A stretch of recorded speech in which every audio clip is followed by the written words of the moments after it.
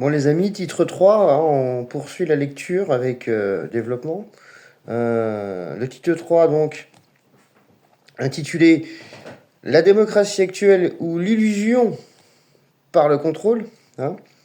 En gros, j'explique quoi dans cette petit paragraphe. J'explique que la démocratie est l'outil principal et purement idéologique qui a permis une prise de contrôle de force et de pouvoir supranationaux, c'est important de le dire, sur les peuples européens en général. Mais ça a commencé en France, c'est pour ça que la Révolution française est si importante dans leur idéologie, puisque ça a été le début en Europe de l'émancipation et de l'écartement progressif des monarchies, des royaumes. Donc dès la Révolution, la volonté d'amalgamer la démocratie, qui est une idée plus qu'une réalité, amalgamer la démocratie et la République a permis aux révolutionnaires d'instaurer un grand nombre de mesures impopulaires.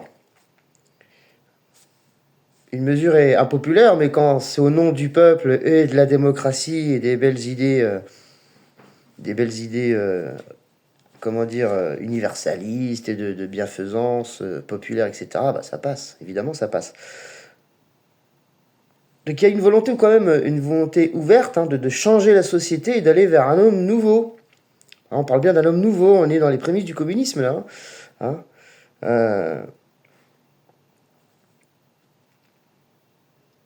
Et cet homme nouveau, on lui a fait croire que l'élection, il n'y avait pas des élections dès le départ, mais plus tard, les élections ont été la solution durable et incorruptible. Et en diabolisant le vieux monde, la République s'emparera progressivement des cerveaux de notre jeunesse pour en faire de meilleurs républicains que de Français dits de tradition. Voilà, il y a de nombreux députés révolutionnaires. Alors je vous ramène aux vidéos du groupe d'Action Royaliste qui en parlent beaucoup mieux que moi. Mais voilà, il y a beaucoup de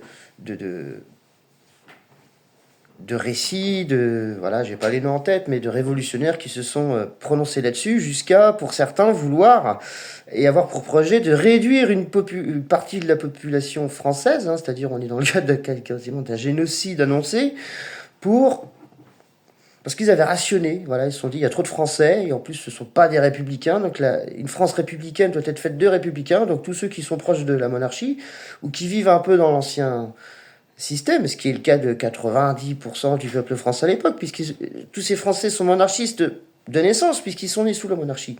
C'est logique. Comme aujourd'hui, on dit on est un peuple de républicains parce qu'on est né sous la République. Donc c'est pour ça que les monarchistes aujourd'hui sont extra minoritaires, parce que on n'apprend pas à la monarchie aujourd'hui dans l'école de la République. C'est bien logique. Donc on est, voilà, je vous invite toujours à revoir un peu l'histoire et la réalité historique, et notamment à travers les vidéos du Gard, qui confirmeront ce que je vous dis là. Puis en réalité, bon, la vraie démocratie, c'est quoi C'est une idée propre déjà à tous les peuples. C'est pas fondamentalement français, c'est une idée universelle, la démocratie. Et c'est un vieux concept.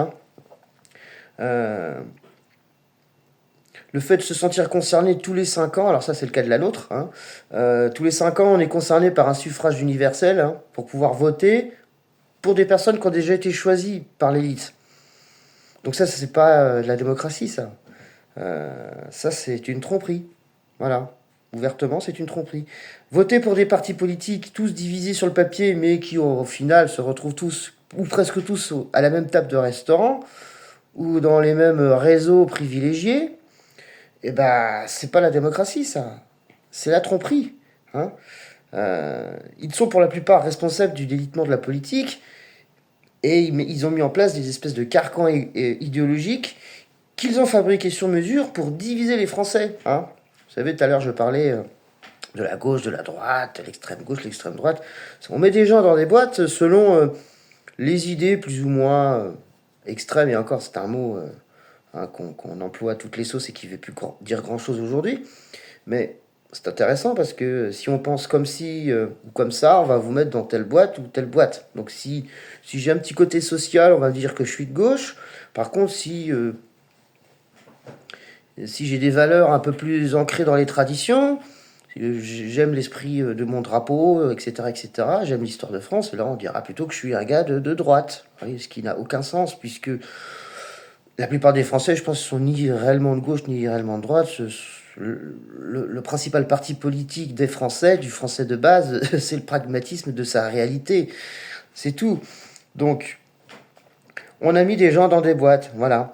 La Révolution, bah, ça a été la première des tromperies, quoi. Elle a assassiné un roi patriote, puisqu'on ne peut pas être roi et si on n'est pas patriote, et l'a fait remplacer, hein, pour faire installer tout simplement une république dirigée par des idéologues, des bourgeois, des philosophes, des libéraux, des banquiers, etc., etc., quoi. Donc, le projet, c'est quoi? C'est il faut établir une vraie démocratie.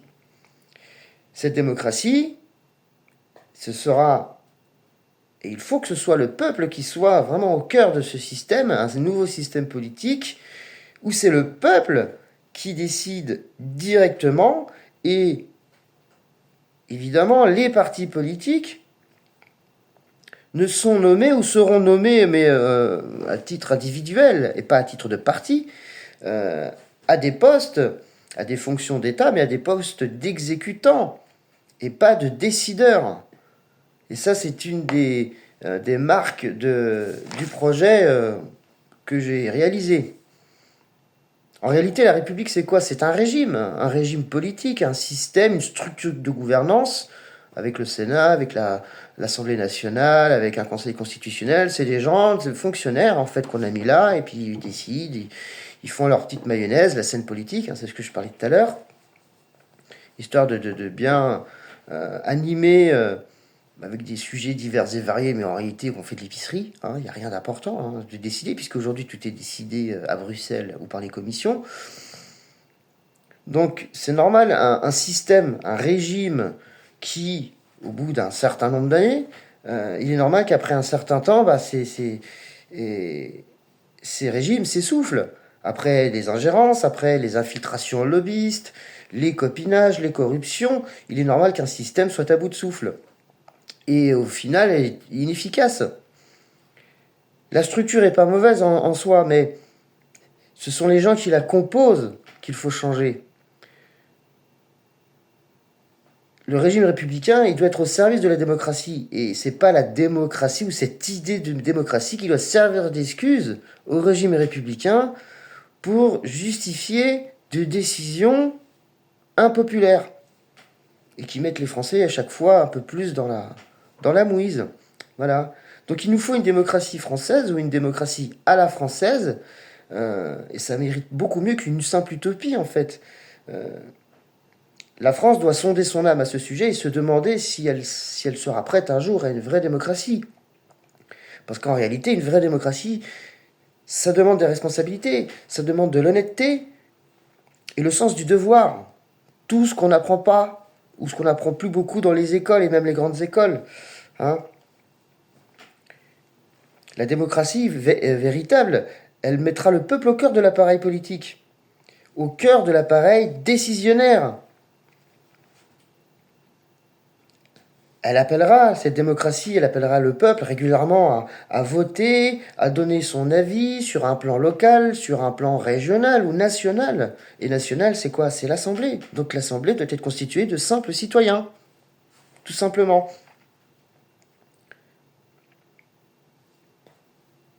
Elle devra élire des représentants, c'est ce qui est déjà le cas, en respectant un quorum, un taux de participation minimum, ce qu'il n'y a pas à l'Assemblée. Plus nombreux le peuple sera à voter, et logiquement, plus les décisions et les lois qui seront votées à leur tour reflèteront la réelle volonté et la réelle majorité du peuple. Et même ça, il faudra se poser la question de savoir à terme si cette histoire de minorité de majorité, dans tous les cas, il y a une partie du peuple qui est un petit peu lésée, puisque c'est toujours la majorité. Donc si la majorité a tort, elle vote aussi des lois qui donneront tort à tout le monde. Donc c'est un début, ce que je dis là, mais c'est pas une finalité en soi. Je pense qu'il y a encore des pistes de travail sur cette fameuse, ce clivage en fait qu'il y a entre la majorité qui gouverne en démocratie ou en république et même si on parle de monarchie constitutionnelle plus tard, il y a toujours ce problème de la majorité et de la minorité. Il y a toujours des minorités qui sont lésées. Donc, à discuter. J'attends les projets, comme on dit. Mais dans le principe, la France devra choisir un élu pour la nation, équivalent d'un président de la République. Elle devra se choisir un représentant, par contre un représentant intemporel, loyal, patriote, qui n'a pas d'esprit de carrière, qui n'a pas un gain particulier à l'argent, qui défend le peuple, sa souveraineté, son intégrité et son avenir. Quelqu'un qui, sans appât du gain, sera au-dessus de tout parti politique, de toute influence politique ou même philosophique ou religieuse, au-dessus de toute croyance, mais à l'égal du peuple. Un garant du bon fonctionnement de ce nouveau système, un garant de la volonté populaire. Fut un temps, je pense, la démocratie réelle en réalité, c'était le roi. Voilà, j'en ai terminé et je vous laisse méditer là-dessus jusqu'au prochain épisode.